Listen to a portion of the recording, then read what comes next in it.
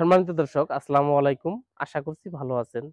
দেশ ও দেশের বাইরে থেকে যারা আজকে আমার ভিডিও দেখছেন, সবাইকে জানাচ্ছি সাদর সম্ভাষণ। তো আজকে আপনাদের সামনে আমি একটি তথ্যবহুল ভিডিও নিয়ে আসলাম। যে ভিডিওটি নতুন খামার বা পুরাতন খামারি সবার জন্যই কাজে লাগবে।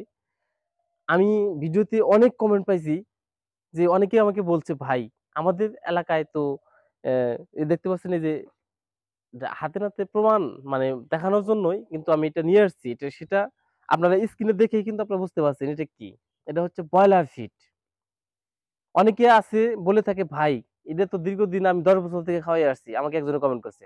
আরেকজনে বলছে, "ভাই, আমাদের এলাকায় ৮০% লোক এই ব্রয়লার ফিড খাওয়ায়। তো এ পর্যন্ত কোনো তো সমস্যা হয় নাই।"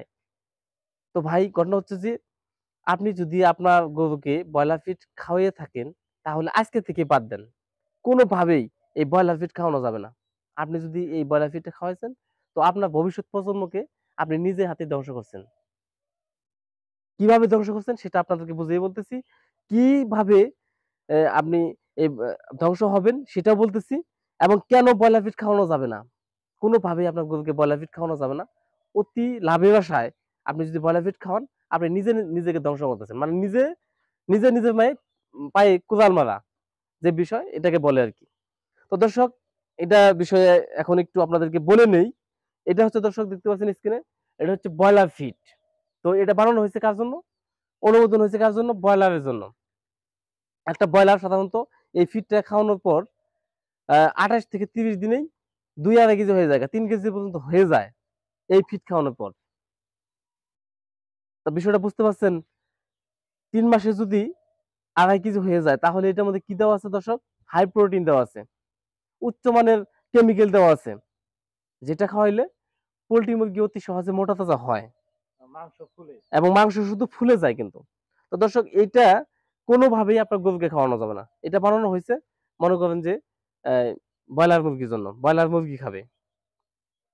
তো ব্রয়লার মুরগির খাদ্যটা আপনি যদি আমাদের কাঙ্ক্ষিত আদরের ষাঁড় গরুটাকে খাওয়াইয়ে থাকি তাহলে কি ক্ষতি হবে সেটা আগে বলে দেই আপনাদেরকে।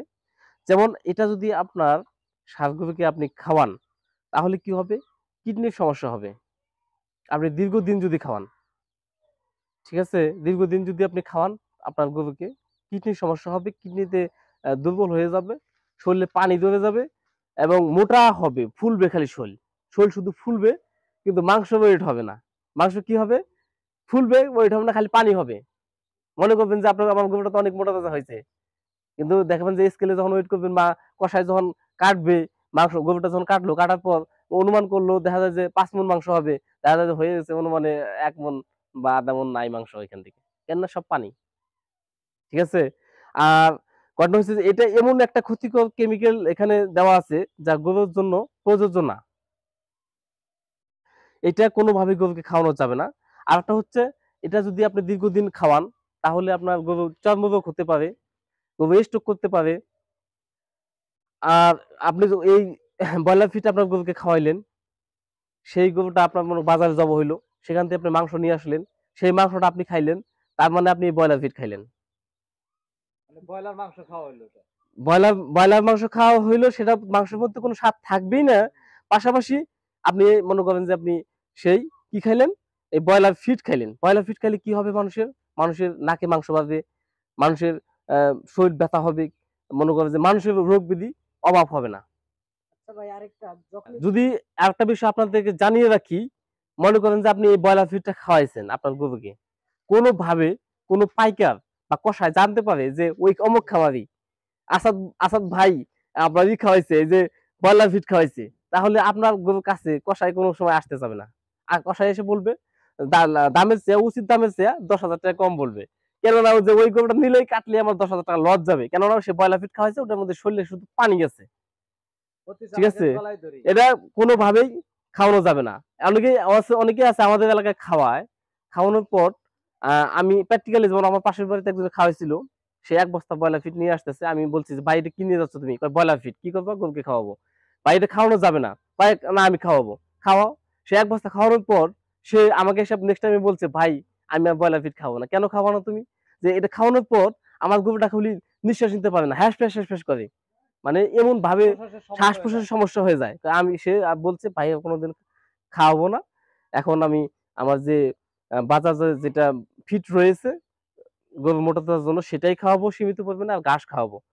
তো এভাবে যদি আপনারা আ ব্রয়লার ফিড না খাওয়ান তাহলে কিন্তু আপনার ভবিষ্যৎ প্রজন্মটা খুবই ভালো থাকবে। কেননা সেই ব্রয়লার ফিটের আ মাংসটা আইনা আপনার বাচ্চাকে খাওয়াইতেছেন। আপনার বাচ্চার ব্রেন শক্তি কিন্তু আপনার তেমন একটা হবে না। কেননা সে ব্রয়লার ফিড খাইতেছে, সে ব্রয়লারের মাংস খাইতেছে, খাওয়া হচ্ছে। তো এটা থেকে সবসময় আপনারা সাবধান থাকবেন। ভালোভাবে গরু মোটাতাজা করার চেষ্টা করবেন। এটা ব্রয়লারের জন্যই বানাইছে। আপনার গরু যদি আপনি মোটা তাজা করতে চান তাহলে অবশ্যই মোটা তাজার জন্যই ফিট রয়েছে। যেমন এসিআই মিটমোর ফিট আর মেগা ফিট আছে। বিভিন্ন প্রকার গরুর মোটা তাজার জন্য ফিট রয়েছে। তো অবশ্যই এই ব্রয়লার ফিটকে বর্জন করুন। হ্যাঁ, তো দর্শক সামনে রয়েছে আমাদের ঈদুল আজহা, মুসলমানদের ধর্মীয় উৎসব ঈদুল আজহা ২০২৪। এই ঈদুল আজহা উপলক্ষে অনেকে কিন্তু গরু মোটাতাজার জন্য অস্থির হয়ে গেছে, ব্যস্ত হয়ে গেছে। ব্যস্ত হয়ে অনেকে কিন্তু অনেকভাবেই অনেকে কিন্তু বেশি, বেশি খাদ্য খাওয়াইতেছে।